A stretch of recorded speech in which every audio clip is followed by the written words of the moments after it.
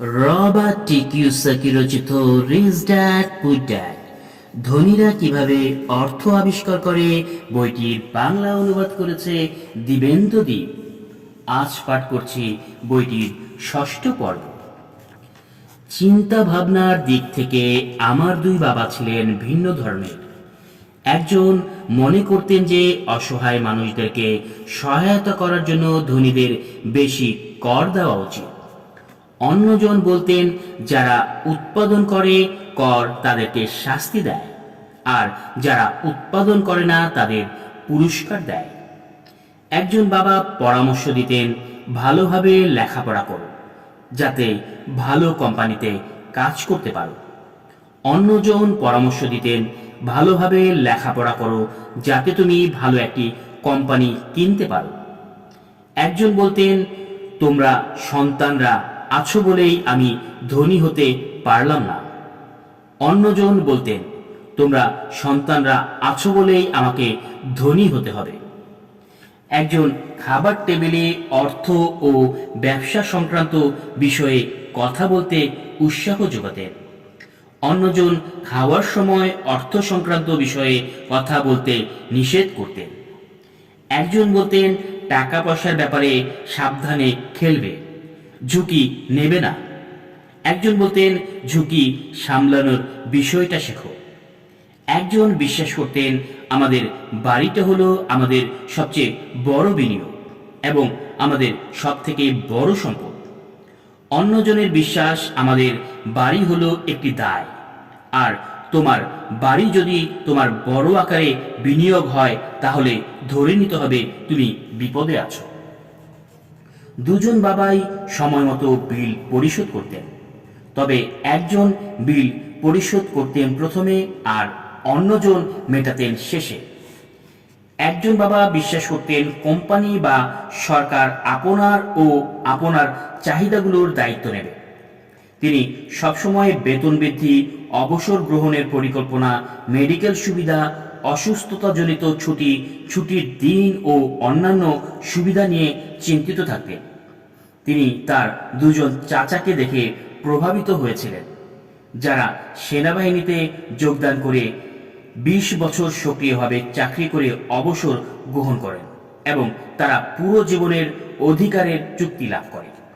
সেনাবাহিনী তাদের অবসরপ্রাপ্ত কর্মীদের যে মেডিকেল বা PX সুবিধা দেয় তা তিনি বেশ পছন্দ করতেন। বিশ্ববিদ্যালয়ের মাধ্যমে যে অধিকারের নীতি তাও তিনি পছন্দ করতেন। তার কাছে সারা জীবনের চাকরির সুরক্ষার চিন্তা ও চাকরির সুবিধাগুলো এক এক সময় চাকরির থেকেও বেশি গুরুত্বপূর্ণ মনে হয়েছে। তিনি প্রায় বলতেন আমি সরকারের জন্য অনেক খেটেছি, তাই এই সুযোগগুলোতে আমার অধিকার রয়েছে। অন্যজন অর্থনৈতিকভাবে আত্মনির্ভরশীলতায় বিশ্বাসী ছিলেন। তিনি অধিকার বোধের মানসিকতার বিরোধী ছিলেন এবং তা কিভাবে দুর্বল ও অভাবগ্রস্ত মানুষ তৈরি করেছেন তা ব্যাখ্যা করে বলতেন। তিনি আর্থিকভাবে সক্ষম হওয়ার উপর জোর দিয়েছিলেন। একজন অল্প কিছু ডলার সঞ্চয়ের জন্য সংগ্রাম করতেন, অন্যজন কেবল বিনিয়োগ করেছেন। একজন বাবা আমাকে শিখিয়েছিলেন কিভাবে একটি ভালো চাকরির জন্য সংক্ষেপে ব্যক্তিগত তথ্যাবলী লিখতে হয়। অন্যজন আমাকে শিখিয়েছিলেন কিভাবে ব্যবসা ও অর্থ সংক্রান্ত ভালো পরিকল্পনা লিখতে হয় যাতে আমি চাকরি সৃষ্টি করতে পারি। দুজন প্রভাবশালী বাবার সন্তান হওয়ার কারণে আমার সুযোগ হয়েছিল দুটো ভিন্ন চিন্তাধারা একজনের জীবনে কী প্রভাব ফেলে তা লক্ষ্য করা। আমি লক্ষ্য করলাম যে মানুষ মূলত তার চিন্তাধারা দিয়েই জীবনকে গঠন করে। উদাহরণস্বরূপ আমার গরিব বাবা সবসময় বলতেন জীবনে কখনোই আমি ধনী হব না, আর তার ভবিষ্যৎবাণী বাস্তবে রূপ নিয়েছিল। অন্যদিকে আমার ধনবান বাবা সবসময় নিজেকে ধনী ব্যক্তি হিসেবে উপস্থাপন করতেন। তিনি অনেকটা এরকম করে বলতেন আমি একজন ধনী মানুষ, আর ধনীরা এরকম করে না। এমনকি যখন বড় ধরনের আর্থিক সংকটে পড়ে তিনি দেউলিয়া হয়ে পড়েছেন তখনও তিনি নিজেকে বারবার ধনী হিসেবেই পরিচয় দিয়েছেন। তিনি নিজেকে একথা বলে সান্ত্বনা দিতেন, গরিব হওয়া আর দেউলিয়া হওয়ার মধ্যে একটা তফাৎ আছে। দেউলিয়া হওয়া সাময়িক ব্যাপার, আর দারিদ্র্য একটি চিরস্থায়ী ব্যাপার। আমার গরিব বাবা এও বলতেন, আমি টাকা পয়সার ব্যাপারে আগ্রহী নই, কিংবা টাকা পয়সা কোনো ব্যাপার নয়। আর আমার ধনবান বাবা সবসময় বলতেন, টাকাই শক্তি। আমাদের চিন্তা ভাবনার শক্তিকে কখনো হয়তো পরিমাপ করা যাবে না বা উপলব্ধি করা যাবে না, কিন্তু অল্প বয়সেই আমার কাছে আমার চিন্তা ভাবনা স্পষ্ট হয়ে গিয়েছিল, এবং আমি নিজেকে কিভাবে প্রকাশ করছি সে ব্যাপারে সচেতন হয়ে উঠেছিলাম। আমি লক্ষ্য করেছিলাম যে আমার গরিব বাবা তার অর্জিত অর্থের কারণে গরিব ছিলেন না, বরং তিনি তার চিন্তা ভাবনা ও কর্মের কারণে তিনি গরিব ছিলেন।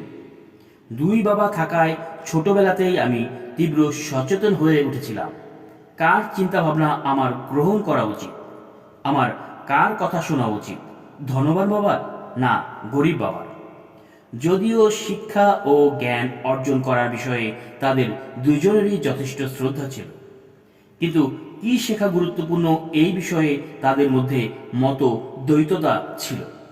তাদের মধ্যে একজন চেয়েছিলেন আমি কঠোর পরিশ্রম করে লেখাপড়া করি, একটা ডিগ্রি অর্জন করি এবং অর্থ উপার্জনের জন্য ভালো একটা চাকরি জোগাড় করি। তিনি আমাকে পেশাদার হিসাবে তৈরি করার জন্য অ্যাটর্নি বা হিসাব রক্ষক অথবা MBA বিজনেস বিশ্ববিদ্যালয়ে পড়াতে চেয়েছিলেন। অন্যজন আমাকে ধনী হওয়ার জন্য পড়তে আমাকে উৎসাহ দিয়েছিলেন, যাতে আমি টাকা কি করে কাজ করে এবং তাকে আমার নিজের জন্য ব্যবহার করাটা আমি জানতে পারি। তিনি বারবার এই কথাগুলো বলতেন, আমি অর্থের জন্য কাজ করি না, টাকা আমার জন্য কাজ করে। 9 বছর বয়সে আমি সিদ্ধান্ত নিয়েছিলাম যে আমি আমার ধনবান বাবার কাছ থেকে অর্থের ব্যাপারে শুনব ও শিখব। যদিও আমার গরিব বাবা কলেজের সব ডিগ্রির অধিকারী ছিলেন, তথাপিও আমি তার মতামত না শোনার সিদ্ধান্ত নিয়েছিলাম। রবার্ট ফ্রস্টের একটি শিক্ষা। রবার্ট ফ্রস্ট আমার প্রিয় কবি। যদিও তার অনেক কবিতাই আমি পছন্দ করি, তবুও আমার প্রিয় কবিতা হলো দ্য রোড নট টেকেন। এই কবিতা থেকে প্রাপ্ত শিক্ষা আমি প্রায় প্রতিদিনই ব্যবহার করি। যে পথটি নেওয়া হয়নি। এক হলুদ বনে দুটি পথ দুদিকে গেছে বেঁকে। দুঃখের ব্যাপার হলো আমি দুটোতেই চলতে পারবো না। একমাত্র প্রতীক হিসেবে আমি দীর্ঘক্ষণ দাঁড়ালাম।